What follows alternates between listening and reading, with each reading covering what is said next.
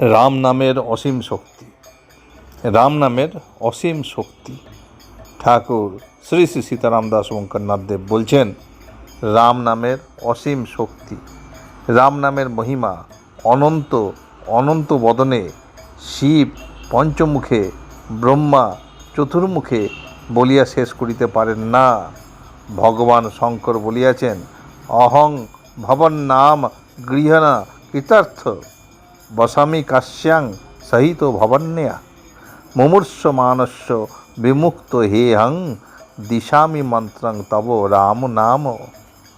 ভগবান শঙ্কর বলছেন, আমি আপনার নাম গ্রহণ করত কৃতার্থ হইয়া ভবানীর সহিত কাশীতে বাস করি। মুমূর্ষুর মুক্তির জন্য অন্তিম সময়ে আপনার রাম নাম দান করিয়া থাকি। ভগবান শঙ্কর ভগবান শ্রীরামকে বলছেন এই কথা। হরে কৃষ্ণ কৃষ্ণ কৃষ্ণ হরে হরে, হরে রাম রাম রাম হরে।